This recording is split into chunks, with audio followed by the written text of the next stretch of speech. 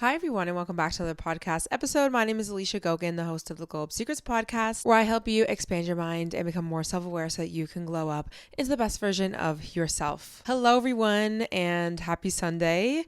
I missed you guys. It was only a week I was gone, but I feel like I've been gone forever. And you know why that is, I think, is because I'm a Scorpio. And I feel like I go through deaths and rebirths literally every single week. Something new I'm learning, something I'm reflecting on. My life is changing, yada, yada. So anyways, I feel like I lived 12 lives, but I hope everyone is doing good. Today we have the hair out. I don't know. I'm trying this headband thing.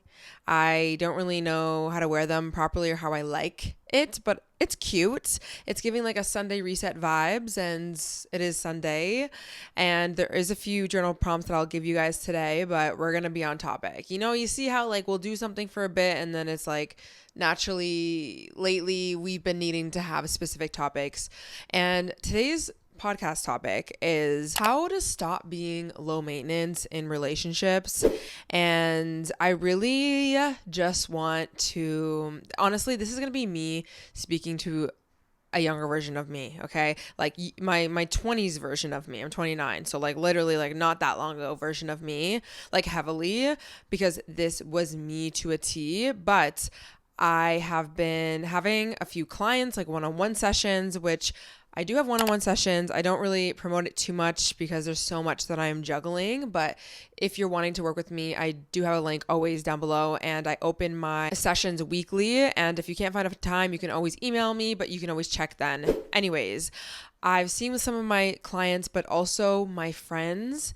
And not me right now. I'm actually in a much better place in my love life right now, which, I'm sure we'll be talking about that soon. But at one point, and why I'm even in a good place and why I'm reflecting on this right now, is because I really convinced myself that I was asking for too much in relationships, which was so far from the truth. And this is what I mean by being low maintenance in relationships. So I'm not going to be talking about I feel like sometimes with trends and stuff, when it's high maintenance, low maintenance, whatever maintenance type of wording, it kind of sounds like you should be the opposite. So you should be asking a guy for money or X amount of dates or this X amount of treatment when it comes to material and actions and things like that. Not to say that you can't ask for that, but I'm just saying I want to talk about the subtle nuances, the ones where we just don't really catch, because I think for probably a lot of us, we're not even those type of people anyways. And I actually feel, and this is why I resonate with it so deeply, that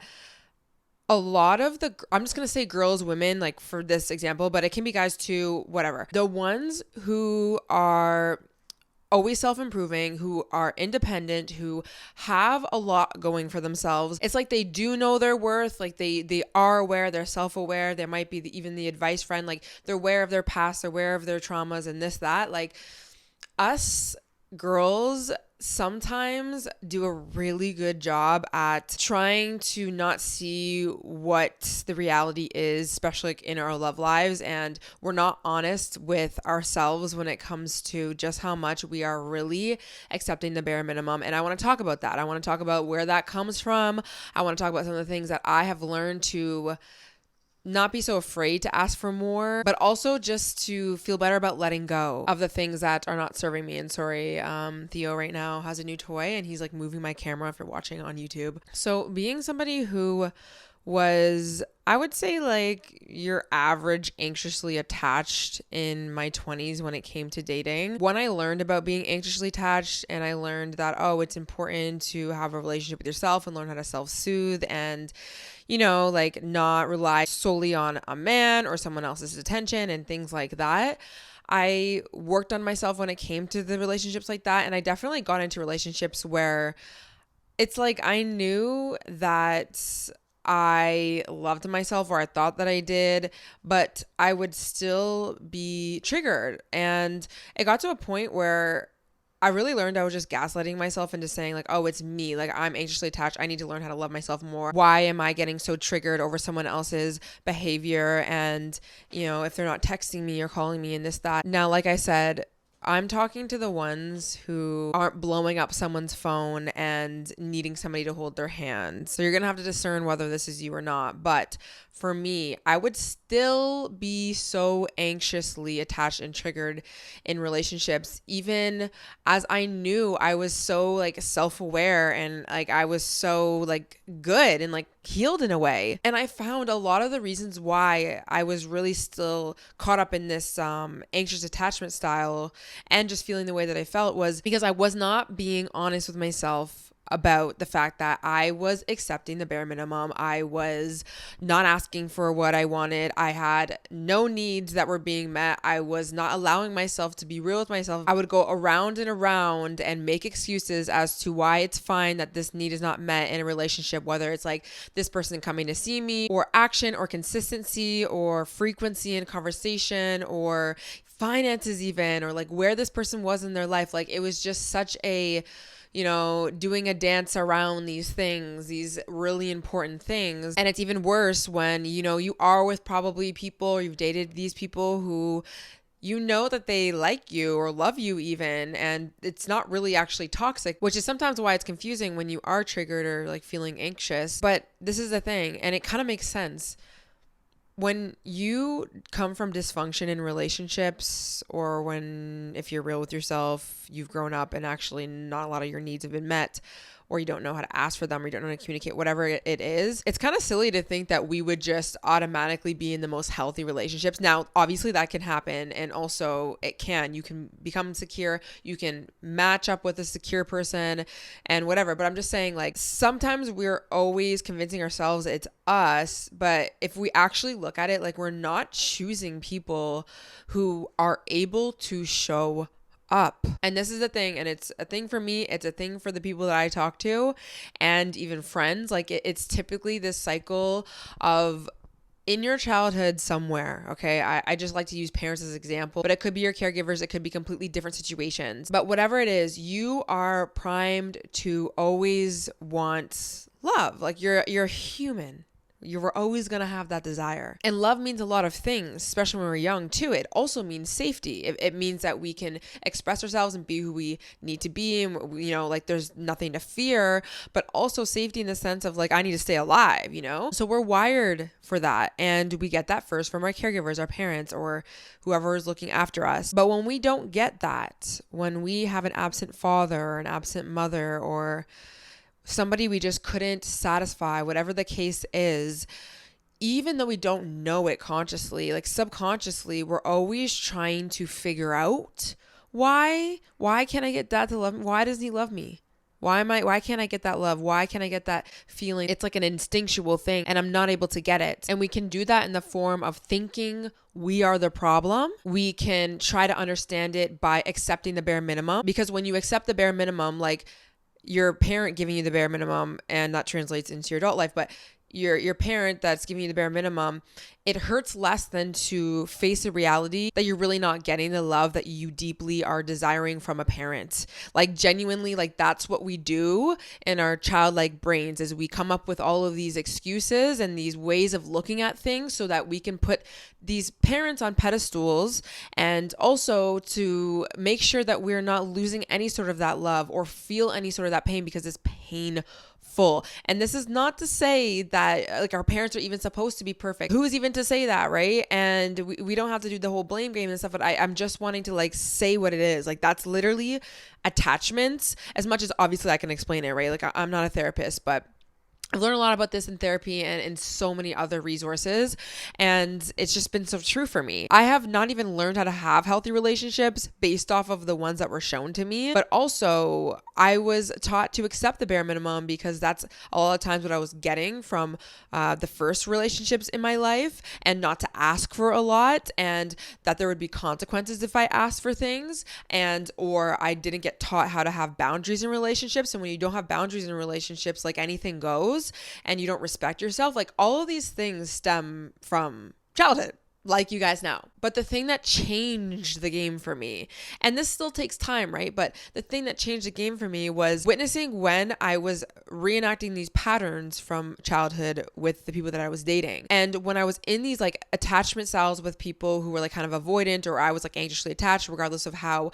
much I worked on myself or not, the main theme there was the main theme in my attachments with my parents, which was accepting the bare minimum and always giving excuses and trying to tell myself like, well, this person likes me though, and it's fine that this is, not a good situation in terms of like, they don't know what they want to do with their life, or they're being really inconsistent, or they don't know what they want, like whatever it is. It was all the same things that I was doing in my brain when I was a little child.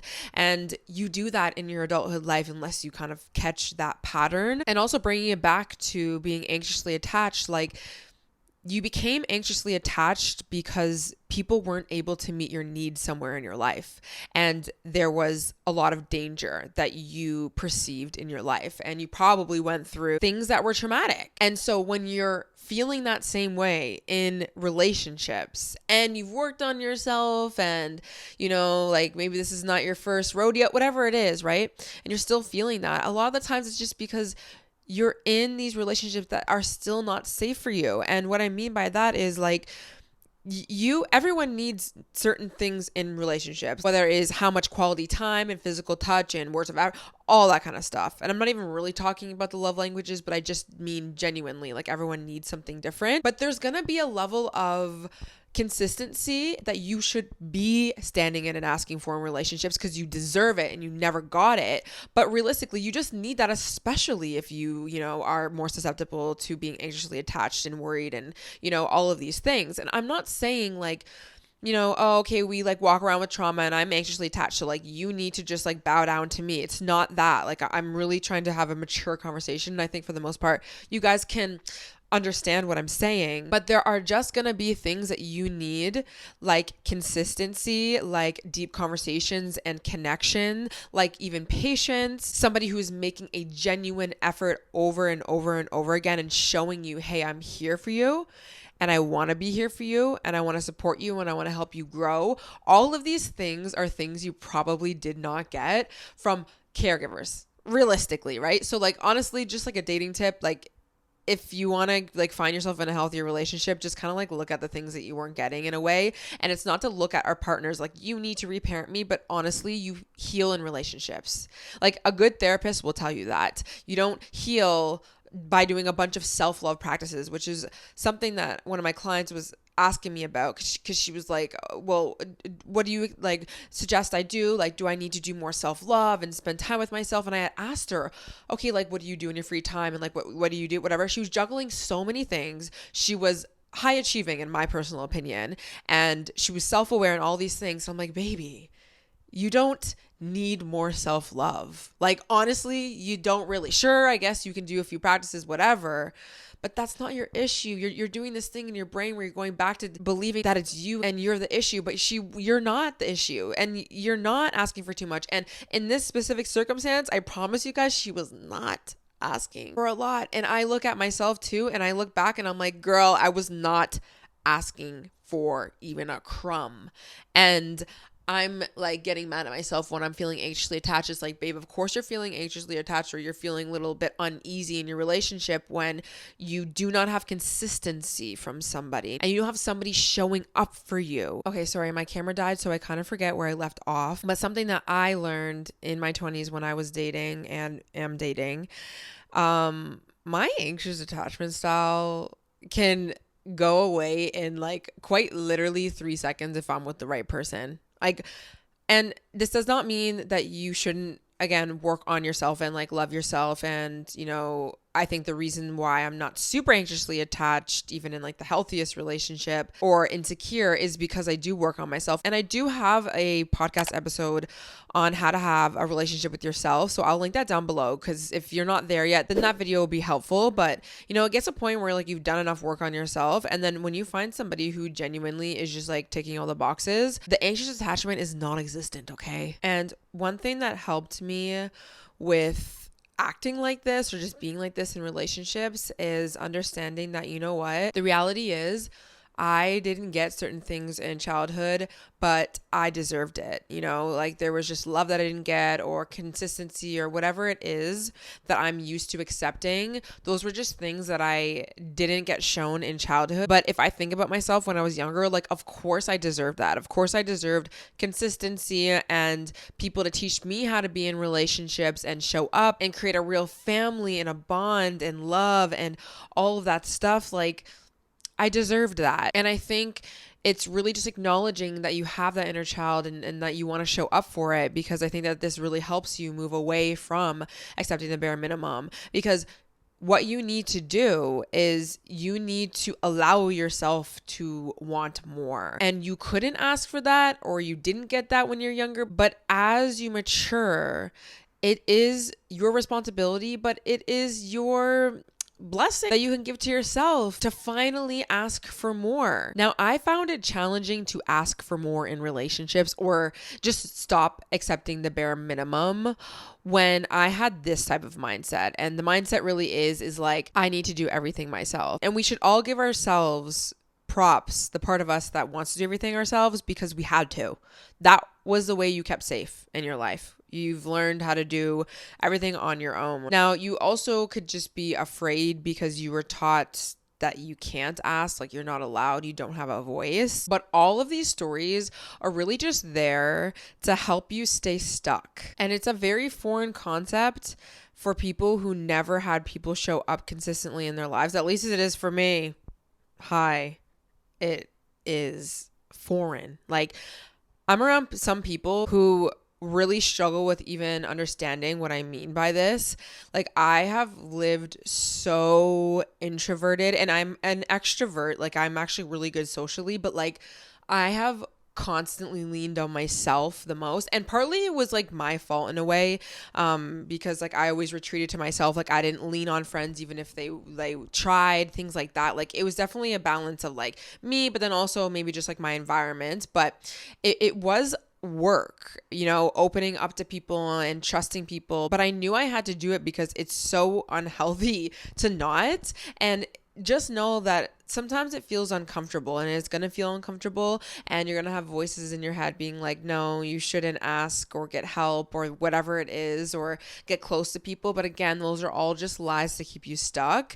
And eventually you will feel more at home with people, places, and things when you start practicing being like, okay, like, I could do things all on my own. I could isolate. I could deal with my problems alone. I could cry alone. I could, whatever it is, alone, but I don't have to. Like, and you don't need to. And really, life is a lot easier and better when you do allow people in. And honestly, if you can't even think about it like that, you can only grow so much as a person if you do everything on your own. Like, as much as you think that you can just like be super high achieving, it comes to a point where, like, if in work, you need a team eventually. You need to delegate, you need help, you need conversations. Or just as a person, like, if you want to grow in relationships, like, you need to be exposed to other people and going out with other couples or friends, or having good friendships so that they can kind of help you and hopefully guide you in a good way when it comes to relationships and things like that, or anything in your life. But you need people, you need resources, you need things, and you shouldn't feel bad for that. So always reminding yourself of that anytime that you feel like you might be too afraid to voice what you need in a relationship, or you're afraid to let go of something that please, girl, we're gonna get into it, but like, okay, so next thing, I don't even know like how many points. I'm just talking at this point, whatever. I don't actually know if I already said this, but it's getting clear on what you want in a relationship. And you can find this out by seeing what you have accepted in your previous relationships, or what you wish you had more of even in your current relationship. Like, you're either happy with it or you're not. Okay? Like, is there really, like, obviously relationships are not perfect, but you're either like anxious or you're not. You're worried or you're not. You're waiting and stressing, or like holding something in, or you're not. So just be real with yourself and ask yourself, like, what are those things that would help you a little bit at ease? I don't even care if you want to gaslight yourself and say, well, no, I'm asking for too much if I asked to go on a phone call every night, or have a longer conversation than 5 minutes, or maybe to like get a morning text. Listen, you're gaslighting yourself into telling yourself that no, it's fine, I don't need that, or like, I'm just being too, like, yes, it's the way you communicate 100%. Okay, again, I'm not talking to every single person under the sun when it comes to this advice. I possibly cannot, but be real with yourself. So I have a journal prompt for you guys, and you can journal on this. And again, the prompts will be in the description as well. If I had to be real with myself, what have I accepted and negotiated in my past relationships that do not align to what I truly want in a relationship? And what do I want in a relationship? Let go of the lack here.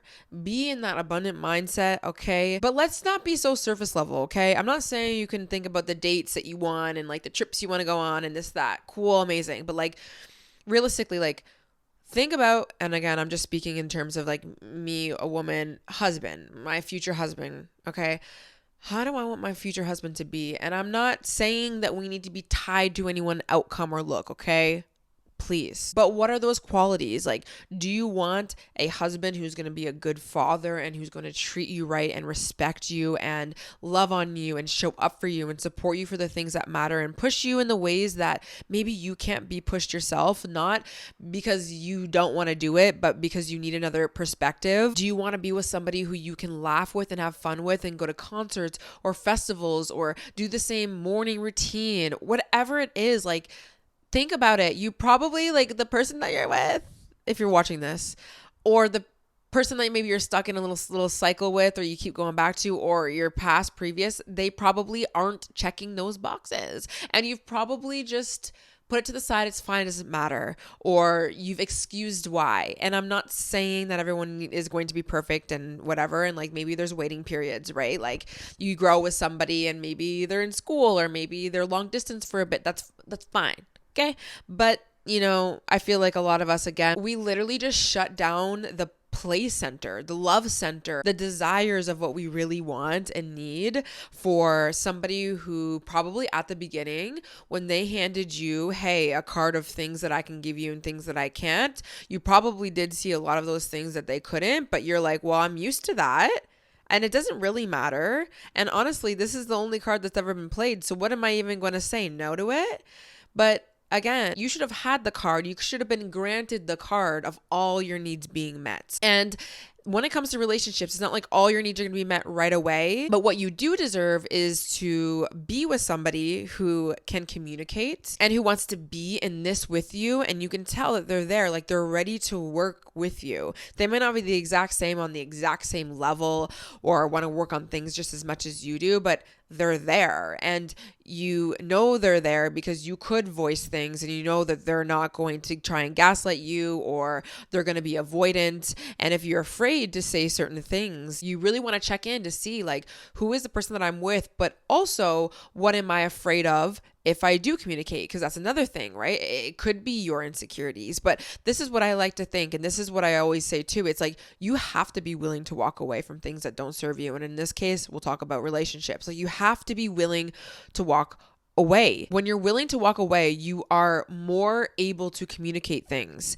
because it's like, okay, well, if I communicate this and, it's not working, it's not vibing with us, then I can walk away. But you're going to be more willing to walk away when you remind yourself that if you're walking away from anything, it's because it's not for you. Okay? We would not walk away from something that is genuinely a beautiful, healthy connection. Is there outliers? Sure, but I'm just talking like realistically, you wouldn't walk away from your dream relationship. Now, yes, could you be sabotaging things and could you know that that person's really good for you and this, that? Yeah, maybe. But for the most part, I am talking about those relationships where it's just those like stuckness energy of back and forth. And if you could be real with yourself that you're not getting what you actually deserve, even if you believe it or not. You're getting the bare minimum. And that's what I've always loved to tell myself. If it's not this, then it's just better, right? Because you're learning now from your current or your past relationship what didn't work, or you should be really looking at it and being real with yourself and doing whatever work that you need to do on yourself and like recentering yourself. Like it's definitely a thing to lose yourself in relationships, but also to be like, okay, like what did I accept? And a lot of times it's those patterns in different flavors sometimes. So what did I accept that I didn't like? What could I improve on? These things, and you're going to look for that moving forward. Now, I do think that there is a part where it kind of lands on us a little bit more, at least for me. Like I was, yes, sometimes, most of the times, just with people who really just weren't meeting my needs, and I was just kind of living out that pattern. But I didn't really know how to communicate. And of course, the willingness to walk away is always helpful. But then there are relationships where, again, they're not perfect, right? So you do need to be mature and communicate and not shut down. And you can ask yourself this: what is the way that I tend to shut down when it comes to seeing that my relationship needs are not being met? And a lot of us won't say anything. We'll just try and play the game perfectly right. Okay, well, I don't want to be too emotional, or I don't want to be too much, so I'm just going to leave it. I'm just, whatever, it's fine. You tell yourself these stories about how it's okay, whatever it is, right? But you are really going to need to challenge yourself. And for me, I was somebody who would always just pretend like it didn't faze me. Like whatever, like I'm realizing that I'm with somebody who's avoidant or they're doing behaviors or whatever. Like I was that person that was like, okay, I'm just not going to say anything. But then I was still in those situations. Or if I was in like maybe like a healthier relationship, I was in a relationship, it would kind of just be like, I'm just going to shut down or, let myself kind of blow up even. And I find the best way to help yourself communicate in relationships is giving yourself a moment. Like doing your best not to react in that moment, even if you do know what to say or you don't know what to say, whatever it is. Like I always just try and like breathe, like even in a healthy relationship and I'm feeling like a little bit triggered, like, cause you can go back into your old ways, whatever those are. I really just like to bring my attention to myself and like take a few breaths, even if it's going to come off like I am being silent. I'm not trying to be silent. It's just like what that is. And then I'm thinking about like, what do we have here? Like, am I with somebody who it's worth to kind of like communicate, and am I safe to communicate? And if I am safe to communicate because I know this person is showing up for me consistently and this, that, then it does feel easier to open up. But again, sometimes you're not even with like you are triggered and you need to communicate, but then you don't know how, because also you're with somebody who it's impossible to communicate with, because that's probably what you were taught in childhood too. And so it's like, you don't really, you know what I mean? Like, listen, it's a whole thing. I'm saying all this really to say, like, I just want you to be real with yourself first and foremost when it comes to your relationships. Enough with the gaslighting and telling yourself that you are asking for too much. You are not. And the ones who are independent, the ones who work hard on themselves, the ones who are hard on themselves in general, okay?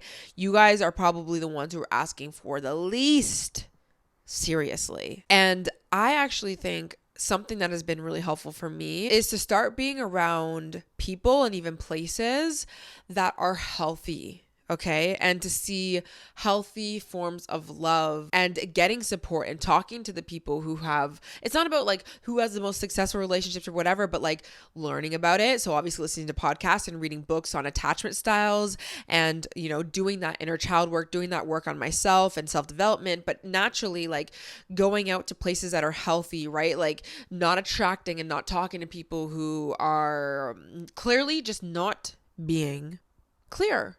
Okay. And this even means like getting off of social media sometime. Or if you are on social media and you're listening to people's relationship, you're listening to real people, as real as they can be on the social media apps these days, but who have like had good marriages. They're speaking about marriage, and it doesn't have to be marriages, but relationships, whatever you're interested in. But they're speaking from a place of lived experience and years of experience, and just like surrounding yourself with good people, places, and things online and offline, because I think that really rewires your brain, right? Because you're so used to seeing dysfunction. And I even think about like in my early 20s, like a lot of my friends around me also kind of learned dysfunction, or there were dysfunctional relationships, or everyone was accepting the bare minimum, and like hookup culture was a thing, and it was very rare for like anyone to have somebody be treating them right or be in a healthy relationship. But once you start to get exposed to that, you realize you're not asking for too much. You never were. And I mean, you don't even need that to realize that. Think about your past, but also being influenced in a healthy way from people who are healthy, it will retrain you to start standing up into your worth and being like, actually, no. And listen, this is like an analogy. I think it's an analogy, whatever it is, that I like to think about. Everyone on earth, and let's say we're just going to use men here. all the men on earth, right? Like they all have something that they can give you if they want to date you. It could be age, it could be stage of life, it could be their career paths, it could be their personalities, it could be their looks, all of these things. And by the way, let's just say that we know like they all have good intention and they really like you and they just like whatever, they want to be with you. Just because they're handing you this card doesn't mean that you have to take it. But that's what you do. Is as soon as somebody gives you a card, you don't even read it, you just take it. You take it. And we need to stop doing that. We have to remind ourselves with everything, like what's being presented, let me look at it with a critical lens, a nice, loving, soft lens too. Okay. Like we're just, using words here, but let me look at it. Is this person or is this situation, is this really going to fill me up? Is this what I'm looking for? And ask yourself that. Don't just accept whatever comes to you, and remind yourself if it's not this, it's something better. And even if you couldn't fully see it and you're in it now or you were in it for so long, it's fine. It's life. That's what happens. You learn your patterns through going through these times, unfortunately, but you do not need to take people, places, and things on to yourself just because it's there. And how I look at it is, in my, like, I'm 29, so like my 30s here, I'm just protecting my inner child. I'm protecting myself. And so I need to say no to a lot of things in life. Like you need to do that even in business. You need to do that with friends. You can't say yes to everything. You can't attend everything. You don't need to. So if you're going to say no to things, you're going to start saying yes to the things that actually matter to you and the things that you need uniquely. And you're not going to feel bad about it anymore. We don't need to feel bad about it. And the people who are so worried about feeling bad about it, you ain't got nothing to worry about because you care a lot. And like I said, I just think the first thing you need to do is just like, let's just get real. Let's get clear. And actually, this is what I asked at the beginning of the year. I asked God, I asked my mom. I was like, you know what? I know so much about myself and I know so much about my patterns and I know a lot of things. I asked, just let me be so clear. God, please let me see things clearly. And what I was really asking is, let me see my patterns in the forefront of my face, like every day, all day, so that I can continuously move it out of the way and move it out of the way, because I know that this is the only thing that is in the way of me getting into something that is better for me. And I hope that's what you guys get clear on as well. What are your patterns? What are the ways that you shut down? What are the ways that you can really challenge yourself when it comes to communication, and also being real with yourself about the people that you are dating and the things that you're not accepting, and getting very clear on what it is that you need and what you want in a relationship, and also surrounding yourself with people, places, and things that will remind you of that healthy love or those healthy things in your life and push you and motivate you and expand your mind, because again, sometimes we're just not even around that, and that can be kind of like a recipe for disaster in a way, because you don't know anything but what you know, right? Actually, one last thing that I'll say, I found this podcast. It's called Come Together, and it is with like a husband and a wife. I think that they were on some sort of TV show or something. I don't really know, but they're with Dear Media. So they had posted a clip and I was intrigued, so I listened to, they only have like 2 full episodes right now, but they've been married for like over 10 years, and they just talk about, I'm assuming, like they talk about parenting, they talk about the relationship and sex and love and marriage and all of those things. And from what I'm hearing, like their stories, like it's so cute to hear a married couple who are a lot older like talk about like all the things that they went through when they're 27 and they were partying, and then they had a kid, and like when they were like not slumming it, they definitely didn't slum it, these people, they lived in New York, but like just the trials and tribulations of their life and their relationships, and how different phases of their lives they were either more intimate or less intimate, or like there was things that came up and challenges and struggles, and just hearing like real stories from people who for the most part are sharing their real life stories. Like I think that is really interesting to me, and I'm like more interested in that kind of stuff, because I think like things that I've learned when it comes to relationships is that it does take work. And actually, you know what? No, I'm gonna read something else, because this explains what I'm trying to say perfectly, and I found it on Instagram. A healthy relationship will challenge you, but not the way the broken ones did. It won't leave you exhausted from sleepless nights, second guessing your worth, or waking up with anxiety in your chest. Instead, it will challenge you to be vulnerable when it feels easier to shut down. It will challenge you to stay, not run. It will challenge you to regulate your emotions, to communicate with heart, and to show up even when you don't feel like it. A healthy relationship doesn't drain you, it grows you. It calls you to be more mature, grounded, and self-aware version of you. And that's the kind of challenge worth saying yes to. So if you're in something that is not doing that, but doing the anxiousness and the sleepless nights and that, please be real with yourself about how much you are telling yourself that it's you, and that you need to just do more self-love and that. And again, it's not up to me. And there are people who are, really needing somebody to be their everything all the time, every second. And if that is the case, then that episode will be down below. But I think a lot of us, I don't know, I think a lot of us are asking for nothing really at all. And there are many people who will give you much more. And you have to sometimes trust and have faith in the unknown of even knowing what that feels like or looks like, because you probably don't. And even if you think you do, once you get into it, it's like, holy shit, this feels actually even more weird because it's not normal, but it also feels good, and it feels like a remembering, because deep down somewhere you do deserve that, you do, or at least you start to learn that.